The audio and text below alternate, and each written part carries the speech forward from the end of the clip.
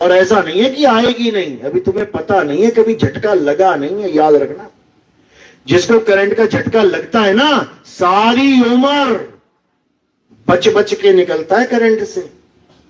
तुम्हारे घर में कूलर हो कोई, उसका झटका लग जाए ना और दरवाजे पे रखा हुआ है वो, उसी में से होके जाना आना है, तो अगली बार ऐसे जाओगे बिल्कुल पतले होके कि छू ना जाए। ये लोग कौन हैं? जिनको मौत का झटका लगा है।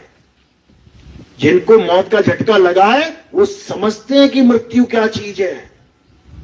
समझ लो, किसी का एक्सीडेंट हो गया, उसको झटका लग गया है मौत का, अरे बाप रे बाप। किसी की अंग खराब हो गया, किडनी खराब हो गई, झटका लग गया उसे, उसको रस नहीं आने वाला इस संसार में। वो तो कह रहा भैया कैसे भी निकलूं यहां से, मर गया मैं तो फ्री में। तो यही झटका जब लग जाता है तो खोज शुरू हो जाती है कि अब करे तो करे क्या। महात्मा बुद्ध को भी झटका लगा था, ऐसा झटका लगा कि सारा राजपाट छूट गया, पतिवती बनने वाला सारा खेल खत्म हो गया, पिता बनने वाला सारा खेल खत्म हो गया। कौन बीवी किसकी बीवी, कौन बाप किसका बाप, कौन सा राज किसका राज, सब छोड़ के निकल लिए। और तुम क्या कर रहे हो? सब पकड़ने में लगे हो। मेरा बेटा, मेरी बेटी, मेरी बीवी, मेरा राज। भाई का मकान भी धोखे से हड़पने लगे हो, भाई की जमीन भी धोखे से अंगूठा लगवा के मरते हुए पिता का, अरे हमारे नाम करके गए हैं पिताजी। बेटा हिसाब होगा तगड़े वाला, इतना समझ लेना। तुम धोखा भाई को दे सकते हो, लेकिन जिसकी ये दुकान है ना उसको धोखा नहीं दे सकते। याद रखना इस बात का, एक एक इंच का हिसाब होगा। तो करना क्या है? इसी कली काल, यही कली काल है, ये अलख निरंजन ही कली काल है। कली काल का तो नाम भी नहीं सुना होगा कईयों ने। रावण का नाम सुना है? कंस का सुना होगा? किसने मारा इनको? राम जी और कृष्ण जी ने। 9 अवतार सुने ना, 9 अवतार। एक 10वां अवतार भी है, उसका नाम पता है? जो अभी आया नहीं है, आने वाला है, उसका नाम है कल्कि अवतार। समझो, वो कल्कि अवतार क्यों आएगा इस दुनिया में? 9 अवतार तो आके चले गए, 9 बार भगवान आ गए, धर्म की स्थापना कर गए। अब तक तो बढ़िया धार्मिक हो जाना चाहिए था देश अपना। 9 बार आ लिए वो, 9 बार में भी वो काम नहीं कर पाए। आज भी देखो कितना भ्रष्टाचार है, देखो कितना भ्रष्टाचार है। जहां पर 9 बार भगवान आ चुके, अरे वो कुछ तो सुधार होना चाहिए था। प्रधानमंत्री एक बार इस गांव में आ जाएगा ना, इस गांव की शक्ल बदल जाएगी। ये तुम्हें ऐसा नहीं दिखेगा, फिर तुम्हें हर जगह बढ़िया बढ़िया गमले मिलेंगे, चौड़ी रोड, लाइटें फाइटें, दुनिया भर का इंतजाम हो जाएगा। और कम से कम 4-5 साल चलेगा ये, एक बार अगर बढ़िया से बन गया तो। इस दुनिया में तो 4 ही युग है, और 4 युग में 9 बार तो वो आ लिए। 4 युग में 9 बार आ लिए, तब भी क्या हाल है इस दुनिया का? रहने लायक है क्या? पल का भरोसा नहीं है कब क्या हो जाए। अब अच्छे से सफाई करने के लिए एक 10वां अवतार आएगा। इसीलिए आएगा क्योंकि 9 अवतार फेल हो गए। इस दुनिया को सही करने में 9 अवतार फेल हो गए। फेल क्यों? क्योंकि जो उनके मंदिर हैं उसी में ही भ्रष्टाचार चल रहा है। पंडित जी ने भगवान की मूर्ति बिकवा दी, बिकवा नहीं थी, चोरी करवा दी। सोचो सोचो, भगवान के दर्शन करने हैं, लाओ 5000 रुपए, अलग से लाइन में चल रहे हैं, ले आओ। क्या बात है? मतलब किसी और को तो क्या बोले, मंदिर में ही भ्रष्टाचार चल रहा है। 9 अवतार फेल हो गए, इसीलिए अब 10वां अवतार आएगा जिसका नाम है कल्कि भगवान। उसका नाम कल्कि क्यों रखा? अच्छा नाम है कि बेकार सा नाम है कल्कि? कल्कि सुन के ही लगता है पता नहीं किसी राक्षस का नाम है कल्कि। इसका मतलब समझ लो, ये किसी राक्षस का नाम नहीं है। कल्कि का मतलब क्या होता है? कल्कि का मतलब होता है कलंक से रहित। जिसमें कोई कलंक ना हो, जिसमें कोई दाग ना लगे, वही कल्कि है। और उसी को निहि कलंक अवतार कहा है संतों ने, गरीबदास जी की वाणी में, कबीर साहब की वाणी में, कि निहि कलंक अवतार जब आएगा तो जितनी भी बुराइयां हैं, समझ लो फिर से, बाकी अवतार आए, उन्होंने क्या किया? बुरे लोगों का नाश किया, गर्दनें काटी, बुरे लोगों का संहार किया। लेकिन जो कल्कि अवतार आएगा वो एक की भी गर्दन नहीं काटेगा, लेकिन तलवार हाथ में पकड़ी है।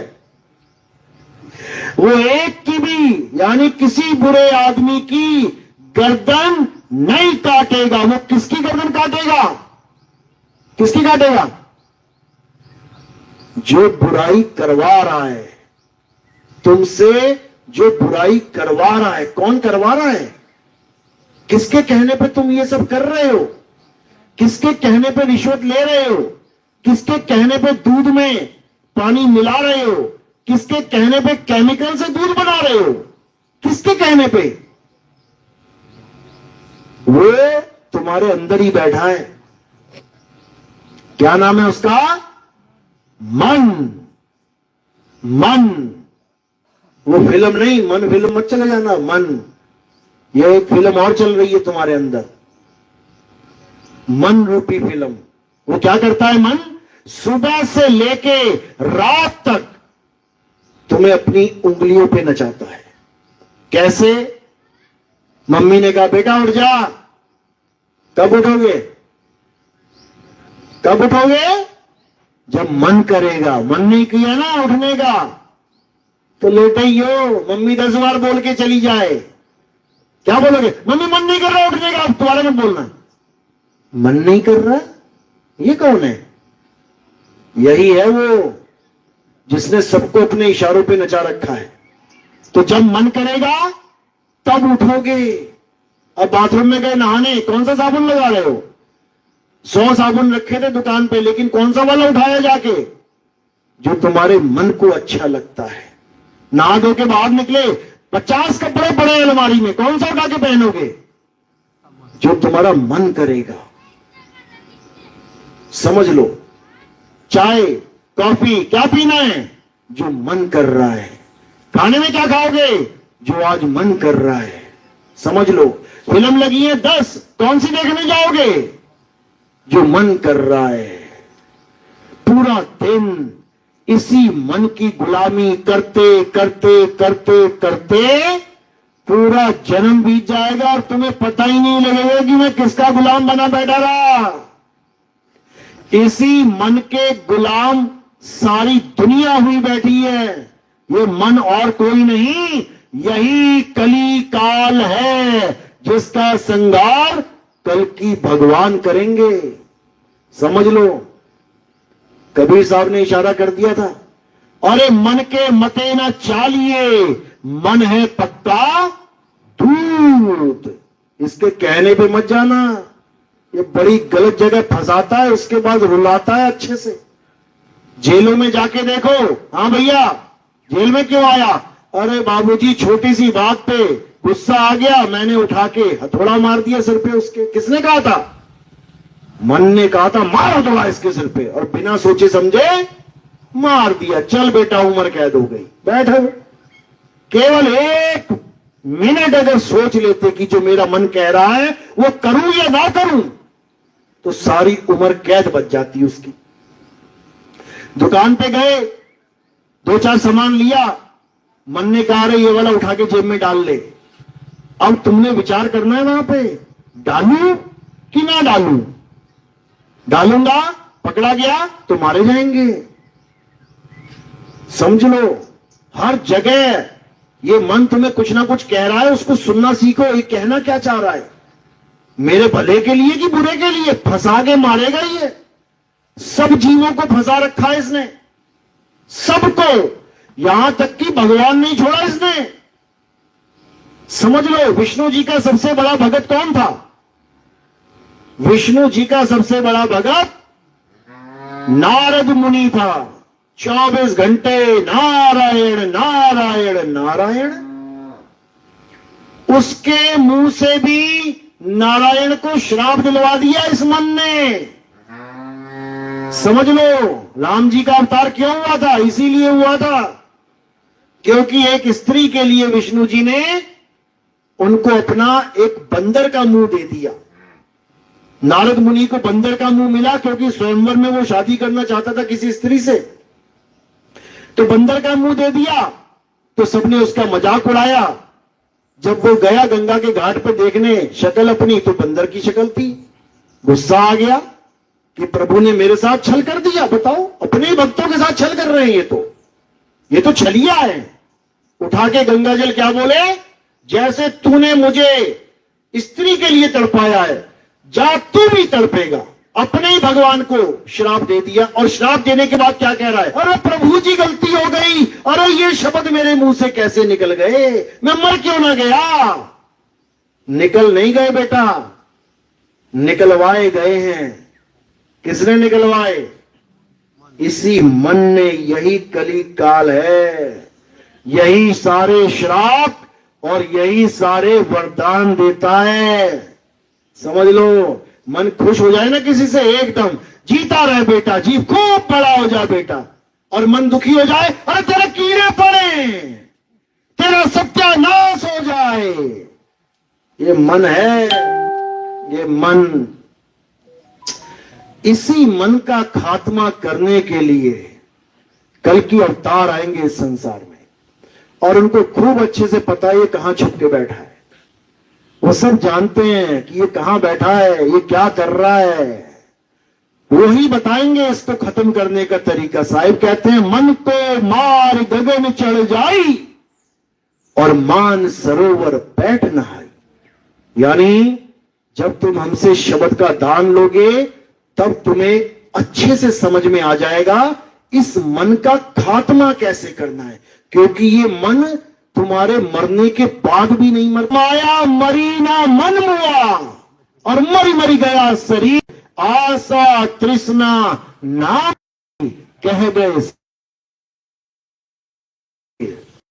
बहुत शातिर है भाई, बहुत शातिर है।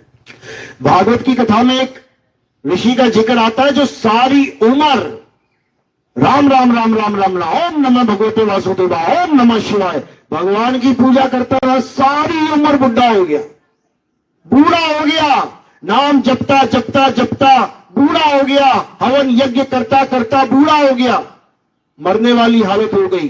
तो क्या हुआ, एक हिरण का बच्चा आ गया उसके आश्रम में। हिरण का बच्चा आ गया आश्रम में, उसे बड़ा प्यारा लगा, उसने घास खिलाना शुरू कर दिया। अच्छा किया या बुरा किया, अच्छा किया, किसी जीव को खाना खिला रहे हो, अच्छी बात है। उसका ध्यान रखना शुरू कर दिया, अच्छा किया या बुरा किया, अच्छा किया। 24 घंटे उसका देखभाल, उसको प्यार करना, मालिक का जीव है, अच्छा ही है। इतना प्यार करने लग गया, इतना कि 24 घंटे वही याद आने लग गया उसको। एक दिन बैठा भजन पे, राम राम राम राम राम राम राम करते करते करते समय आ गया शरीर छोड़ने का। तब क्या सोच रहा है, अरे वो हिरण का बच्चा तो मैंने बांध रखा है, कोई भेड़िया आ गया, कोई शेर आ गया, वो तो भागने भी नहीं देगा, भाग ही नहीं पाएगा, वो तो खा जाएगा। बस ये सोचते सोचते सोचते, अच्छा ही सोच रहा है उसके बारे में, बुरा तो नहीं, सोचते सोचते प्राण त्याग दिए। तो इस मन ने क्या किया, इस कली काल ने क्या किया, उस ऋषि को सारी उम्र की तपस्या साइड में कर दी, और अंत समय का जो एक बीज पड़ा उससे उसने पेड़ बना दिया। यानी उस ऋषि को हिरणी के गर्भ में डाल दिया। यह है निर्णय इसका, यह है इसका जजमेंट, न्याय। सारी उम्र का राम राम राम राम राम राम किनारे कर दिया, और अंत समय में उस जीव के बारे में उसका भला ही सोचा, बुरा नहीं सोचा। काट के खाने का नहीं सोचा कि मैं मर रहा हूं इससे पहले खा जाऊं इसको, उसको बचाने का सोचा। तब भी उसको हिरण के गर्भ में जाना पड़ा, शेरों के आगे भागना पड़ा।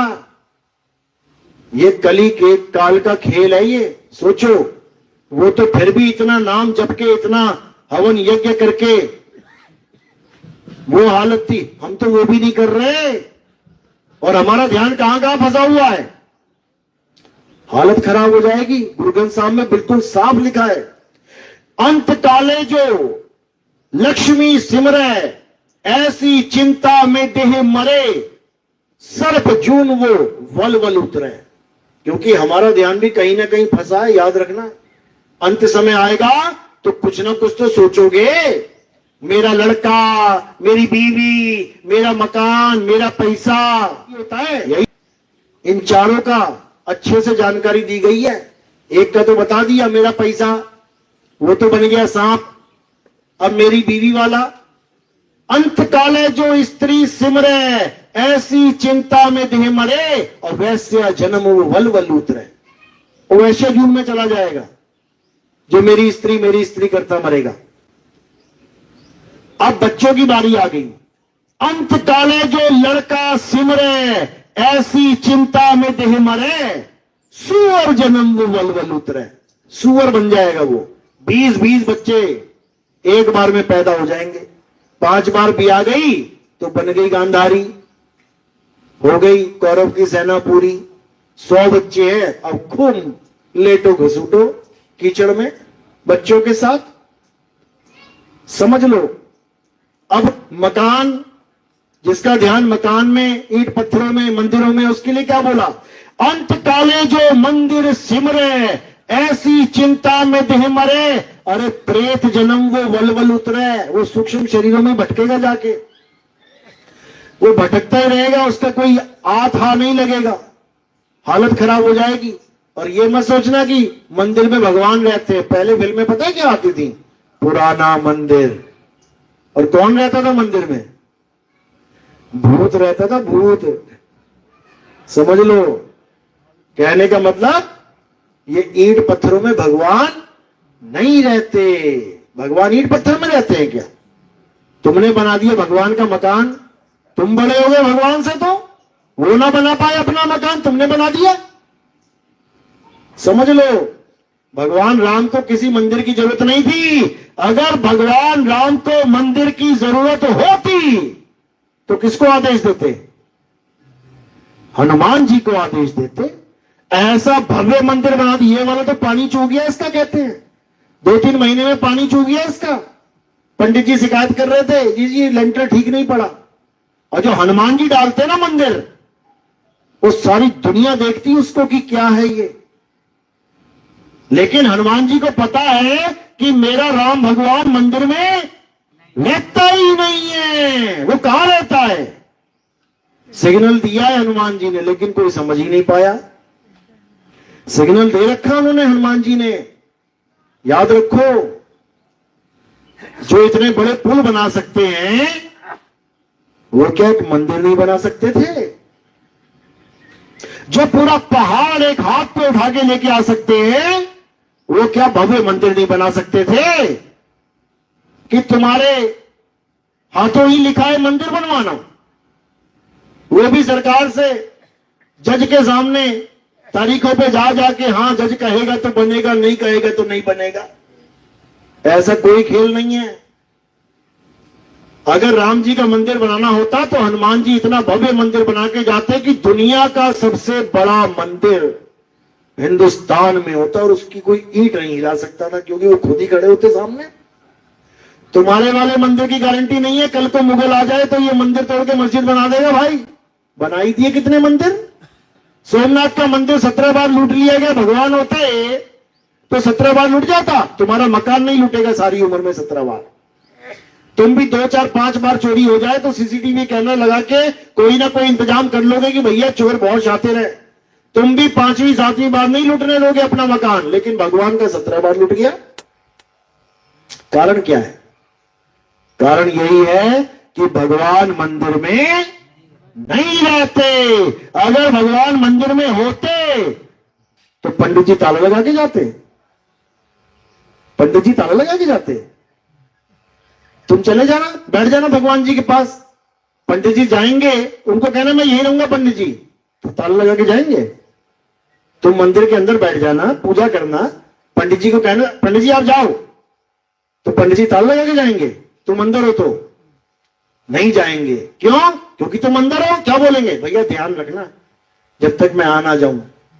यानी उसे तुम पे भरोसा है कि तुम ध्यान रखना मंदिर का, लेकिन भगवान पे भरोसा नहीं है कि भगवान अपने मंदिर का ध्यान खुद रख लेंगे। याद रखो, ताले पे भरोसा है उसे ताले पे भरोसा है, भगवान पे भरोसा नहीं है। ये कल की अवतार आएंगे, इसी अज्ञान का खात्मा करने के लिए कल की अवतार आएंगे और सारे संसार को सनातन बना देंगे। सनातन।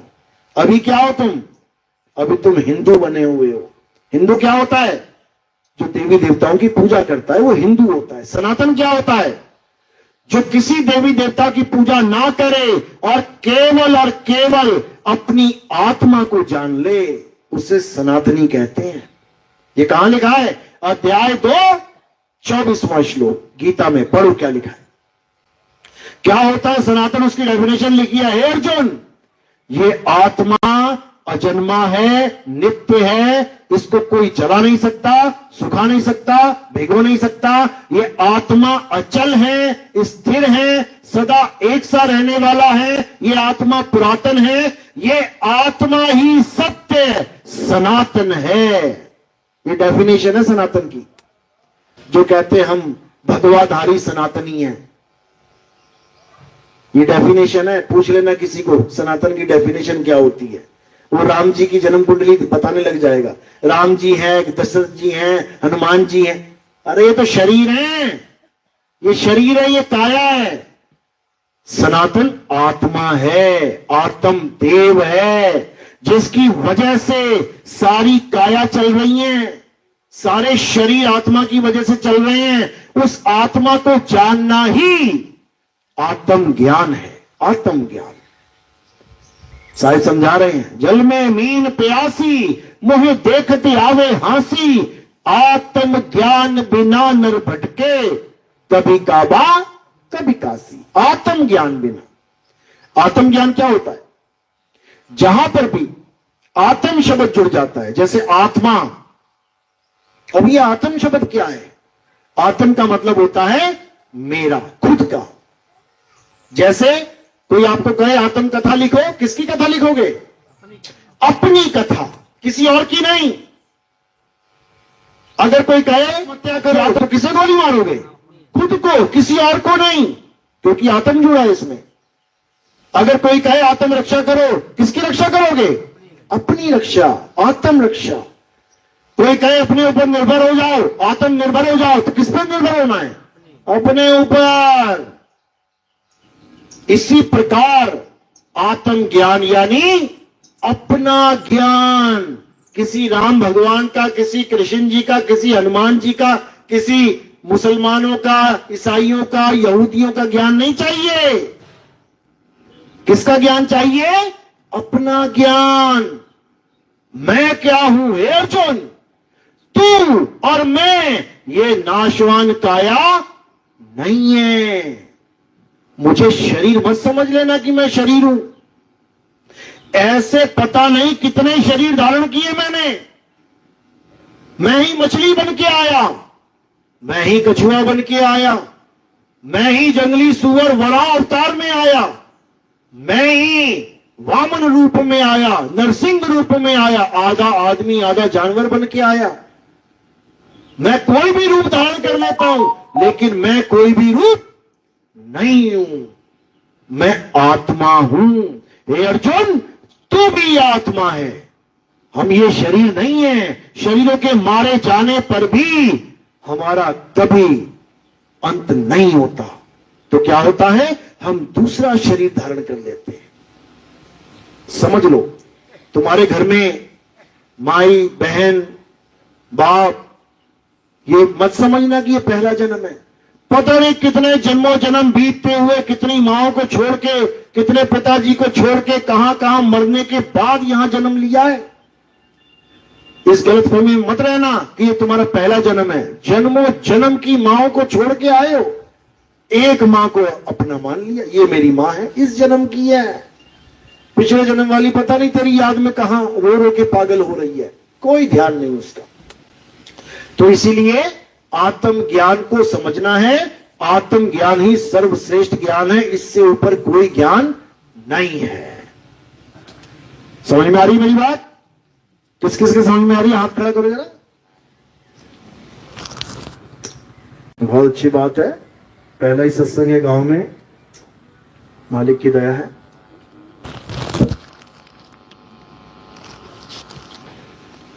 तो इसी आत्म ज्ञान का प्रचार प्रसार करने के लिए कबीर साहब इस संसार में हर युग में आते हैं।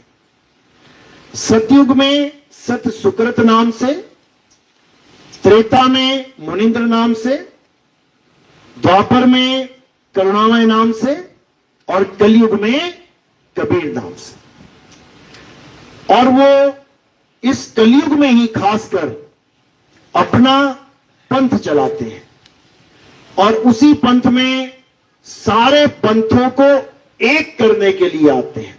साहिब कह रहे हैं 12 पंथ काल फरमाना, भूले जीव न जाए ठिकाना, 13वें पंथ हम ही चले आए, सब पंथ मेट के एक पंथ चलाए।